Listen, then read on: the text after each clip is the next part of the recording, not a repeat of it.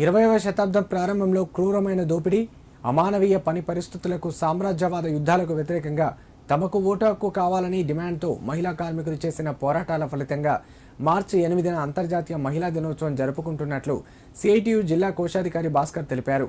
మహిళా దినోత్సవ స్ఫూర్తితో మహిళలు తమ హక్కుల కొరకు పోరాటం చేయాలని పిలుపునిచ్చారు. సిద్దిపేట జిల్లా దుబ్బాక పట్టణంలో సిఐటియు ఆధ్వర్యంలో అంతర్జాతీయ శ్రామిక మహిళా దినోత్సవ సభ నిర్వహించారు. ఈ కార్యక్రమానికి ముఖ్య అతిథిగా జిల్లా కోశాధికారి భాస్కర్ హాజరై మాట్లాడారు. శ్రామిక మహిళల హక్కులకై వివక్ష దాడులు విపరీతంగా పెరిగాయన్నారు. కేంద్ర ప్రభుత్వ పథకాలలో పనిచేసే కార్మికులలో అంగన్వాడీలు, ఆశాలు, మధ్యాహ్న భోజన కార్మికులు ఇలా అత్యధికులు మహిళలే అని, వీరిని ప్రభుత్వం గుర్తించడం లేదన్నారు.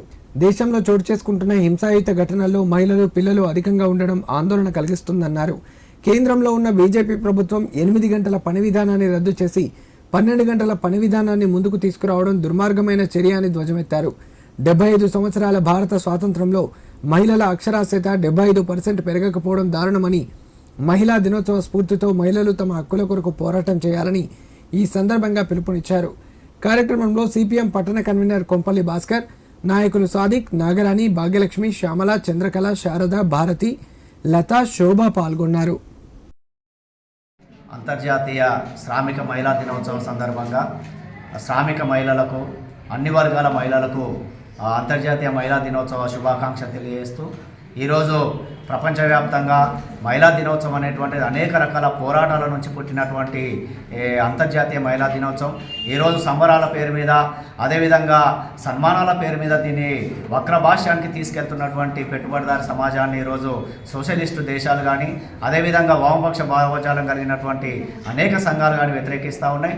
ఈరోజు మహిళలు కనీసం ఓటు హక్కు లేనటువంటి సమాజంలో, శ్రమదోపిడికి గురవుతున్నటువంటి, వివక్షకు గురవుతున్నటువంటి నేపథ్యంలో గత 100 సంవత్సరాల క్రితమే ఈ పోరాటం చేసి జర్మనీ లాంటి, అమెరికా లాంటి అనేక దేశాల్లో పోరాటాలు చేసి సాధించినటువంటి దినోత్సవమే అంతర్జాతీయ మహిళా దినోత్సవం. ఈరోజు ఆ గత ఉన్నటువంటి ఏదైతే పోరాట నేపథ్యాన్ని ఈరోజు బూర్జువా పార్టీలు దాన్ని పక్కదారి పట్టించే ప్రయత్నం చేస్తూ ఉన్నాయి.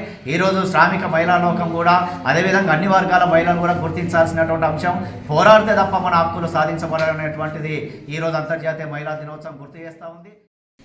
ఈరోజు అంతర్జాతీయ మహిళా దినోత్సవాన్ని పురస్కరించుకుని సిఐటియు ఆధ్వర్యంలో దుబ్బాకలో జరుపుకోవడం జరుగుతుంది. ఇది మాకు ఆనందంగా ఉంది. దీని ముఖ్య ఉద్దేశం ఏంటంటే, మేము రావడానికి మాకు సమాన పనికి సమాన వేతనము మరియు లింగ వివక్ష లేని సమాజం కోసము ఇన్ని రోజుల నుండి మేము ఆశా వర్కర్గా కూడా కొట్లాడుతున్నాము. ఇప్పుడు కూడా ఇక ముందు కూడా అట్లనే ఉంటాయి మా పోరాటాలు. మా కనీస హక్కులను సాధించుకునే వరకు మేమందరం పోరాడతాం.